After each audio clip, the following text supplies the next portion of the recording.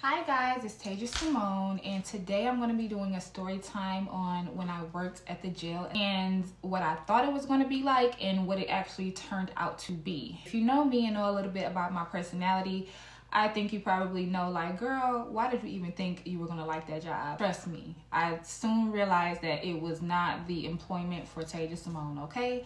So let's go ahead and get into the story. Okay guys, so I kind of just want to start off with like my interview. So the interview was two officers, and they were just asking me a lot of questions, why I wanted to work there, my background, asking me a little bit about my family. It was going pretty smooth, and they were just starting to tell me, like, we think you're gonna do great here, you know, we'll pay for you to go to school. Whole time I don't want to be a police officer. I knew that much. If I'm being honest, I just needed some money in my pocket. I'm just going to try to work here. So yeah, they were telling me they think that it would be a good job for me and things like that. And then my first day comes. So it's my first day, and I'm kind of anticipating, you know, what it's going to be like and how the people are going to be. And I knew, like, my first day that it was going to be psychologically challenging because of the noise and the people, and the environment was kind of a lot, but I just thought I could handle it, right? And so it's a lot of screaming going on and a lot of mad people, but it wasn't really anything too crazy.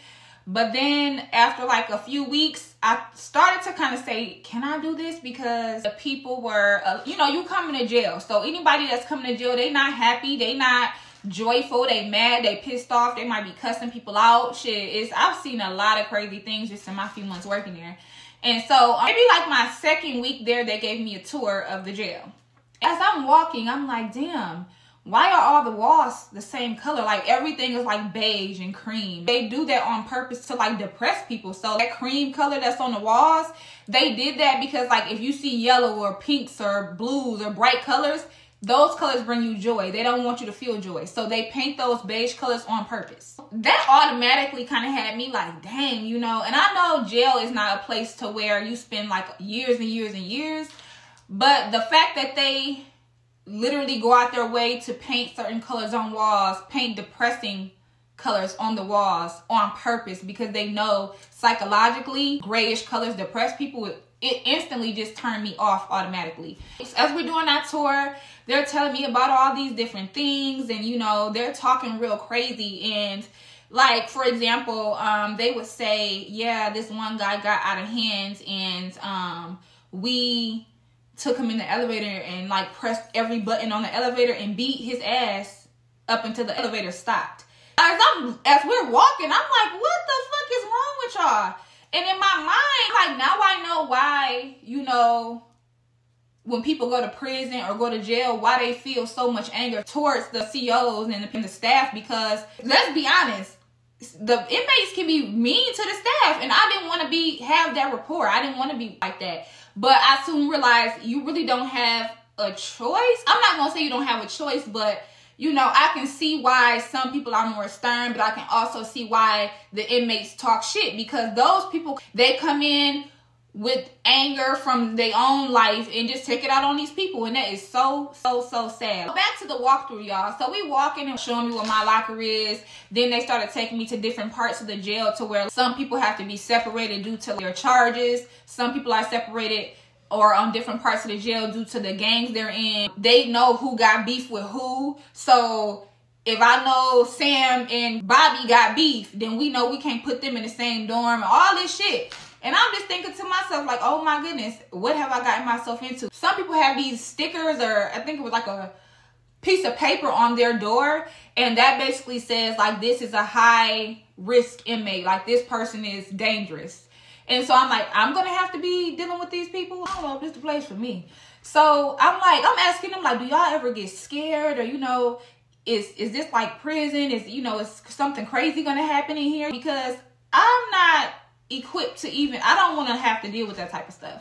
And they just thought it was so funny. I don't think jail should be made to the point to where it's roaches and rats, and like, that's inhumane to me. You know what I'm saying? No clean water, the cell dirty. Like, that's just not cool. I don't like working in dirty places. I don't like anything dirty, stinky. If you know me, you know that's something that irritates me. I do not like dirt. I do not like anything that's just, and then some of them take that uniform and keep wearing it and wearing it. Like, no, wash it. As I continued my time there, like, the officers would just be talking greasy as hell. This one girl came in and they just was talking crazy as hell to her. Just disrespect. Like, the officers are really disrespectful, and it gave me perspective on, okay, officers on the street get a very, very bad rapport as far as being mean to black men or a disrespectful mouth or tone with people. Now I understand why that is. It's because what I did learn is before you get to be a police officer on the street,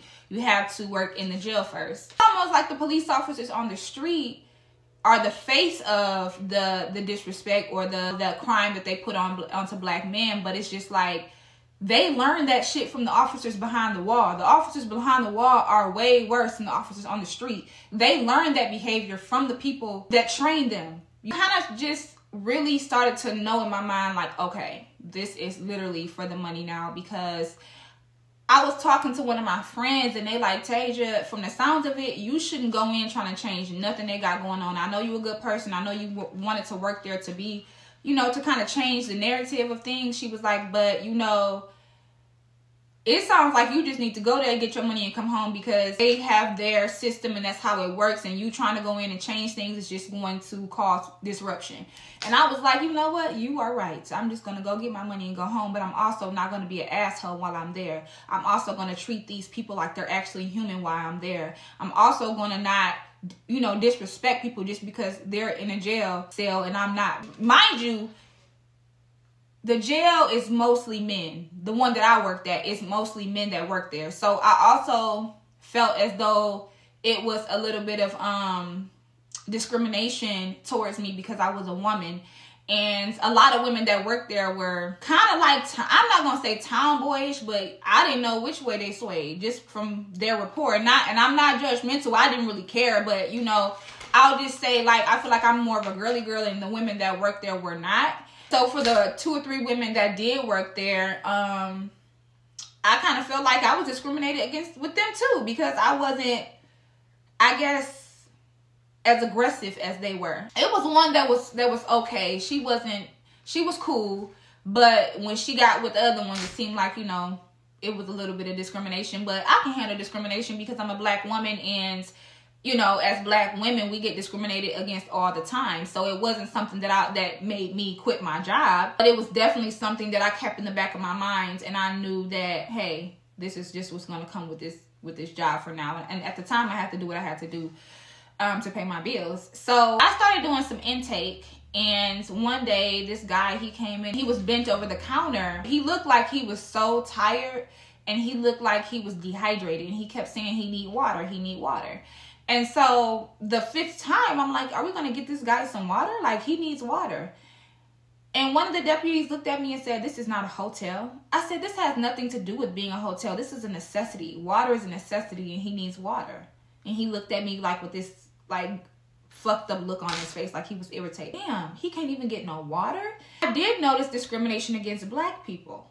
Absolutely. What really broke my heart the most during my time working there is when they showed me, it's like this big file with every person that's in the jail in there and their picture. And when I saw y'all, I came home and cried after this. No bullshit. I came home and broke the fuck down after seeing this.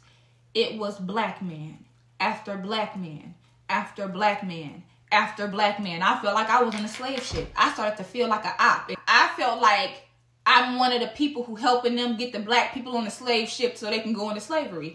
Because after a while working there, that's exactly how I felt. You're in this room, you can't get out, you gotta ask for everything you need, motherfuckers being mean to you, then every 5 minutes, every 10 minutes, they walking around making sure you ain't doing nothing crazy. You know, some of them might talk shit as they walking around talking to you. You know, it's like they run you, like they the boss and you ain't shit. And me sitting down there with them, I started to feel like bullshit. I'm gonna be honest. I'm like, I don't think I can do this. Jails and prisons are full of our men. Literally, y'all, that broke my heart. When you in there and you see all them black men in there looking out that little window, that shit, if that don't break your heart as a black woman, I don't know what will. this system is really made to go against us and our men. A lot of women say like, ain't no good men out here, and you know, black men this, black men that. That's what some of the good men are.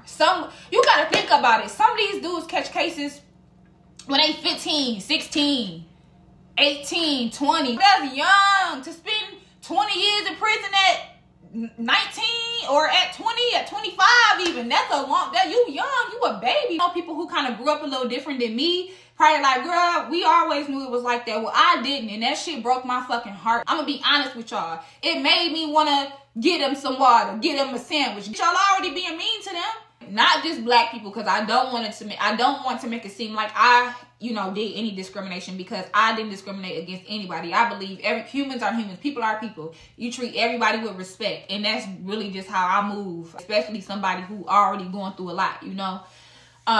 But I hate seeing my black women coming there. I hate seeing my black men coming there. A lot of these prisons and jails need to be fucking investigated. From the inhumane conditions, from the officers who probably involved in shit they shouldn't be involved in, and just for how they treat the people. A lot of these people in here because they was just, now I'm not saying everybody, because some people do need to sit their ass down for a minute. Sometimes people do be in there for shit they had no business doing. But when you grow up a certain way and you have a certain mentality, I'm not saying it's right, but what I'm saying is I don't judge it. They be trying to put money in their pockets, and a lot of these people don't have people who show them no different. They mama boyfriend sell drugs. They mama probably sell drugs, and they probably go all the way back to their great granny and them probably was doing all type of shit. So it's like, how would they know any different? You don't know why people ended up in the position they're in. You just don't know. It's just like, dang, I do feel for people now. I don't think you should use that as an excuse for you to not try to be something in life, because I know people who are felons and they are making way for themselves. So I just know for a fact that it's not as a disadvantage as people make it. It makes it harder, but it doesn't make it impossible. I think that anybody who's a felon should at least try. And if you try, I promise you, something gonna happen for you. If God sees you trying, then he gonna help you. And I think being a felon is not the only disadvantage in the world that makes it hard for you to do things. Some people don't have family. Some people may have kids at 16 and they might not be able to go to college right away, so it makes it harder for them to get certain jobs, because, you know, they may have to put school on the back burner in order to take care of their kids and get a job for the now. Being a felon is not the only disadvantage in life. It is a big disadvantage. I will never take that away. But I don't want our black men to make that be a reason for them not to try and to continue to do things that they don't want to do. Because I promise you, they always had a dream before that. People have dreams, man. Sometimes it's circumstances. I just hate for our black men to be judged. Like, don't judge people. I'm telling y'all, the man that's gonna protect you and be there for you and all that, they lock them up. They lock them up. I know it sounds crazy, and I'm not saying just date people who are in jail and prison. No, because I'm not finna date nobody who in jail and prison. If you call me trying to talk to me and you in jail or you in prison, I'm not talking to you. I'm not talking to you. That's bottom line. But I'm just saying, like, the people who've been locked up for mistake they made at 15, they 30 still in prison. Bro, I'm telling y'all, they look at them young ones, they be ready to lock them up because they see their potential, they see what they could be, and they want to use that one mistake and fuck up their life. Facts. Same way we look at our men and we look them in their eyes and we see their potential, because potential do matter. People say potential don't matter. Potential matter if you do something with your potential. Always remember that. If you do something with the potential that you have, that potential gonna matter. It does. Us as black women, we see that in our black men, but those other people, they see it too. So that's why at a young age, they snatching them off the streets, because they see it. They know that they can be something. If you meet the right person to be around the right people to, you know, take yourself out of certain environments, man, y'all can take over the world. I love black men. I love black men. I will always love a black man. I will marry a black man. I will give a black man children to make beautiful black babies. Bottom line, I ain't gonna lie, I say my preference, because I don't care. I love all black men, but I love the chocolate black men. Chocolate black men. I don't know who made this stigma of light skin look better than dark skin. I'm light skin and I love chocolate, so that whole stigma is bullshit. Black is black. Whether you light skin, dark skin, caramel, we should all love each other. And it's okay to have a preference.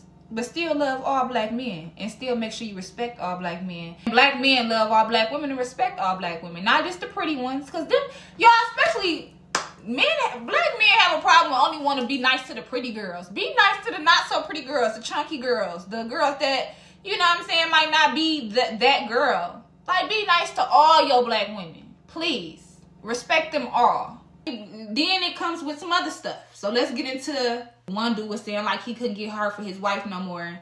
And he gonna look at me and say, man, all I need is a girl in her 20s to just get me hard. That's all I need. If I could just meet a girl in her 20s, just looking at me, being weird. So I did get a lot uncomfortable sometimes because them officers freaky. They say shit to you they don't say it to you, but they just be talking. And it's like, I'm the only girl in here in my 20s. You looking dead at me, but you acting like you talking to them. Like, that's uncomfortable. So a lot of them be weird. I wasn't used to the jacking. I'm just gonna be honest with y'all. They will jack on you. They will literally look out that little small 4x4 window, and you think they like, hey, Miss such and such. You know, wave at you through the window. Whole time they behind that door going crazy. And I'm just like, it gets to the point where you just like, you know, what can you really do? You gotta come to work. You know they're gonna do it. This one dude, y'all, he used to, I don't know how he used to know when I was coming in, but that dude, every time I came through the door, he'd hop up, look through the window, look in the window, wave at me, get to smiling so hard, cheesing so hard. Next thing you know, he's sitting up. Now he's just staring like, you think that he just being weird. No, girl, whole time he behind that door going, you know what he doing. You know what he doing.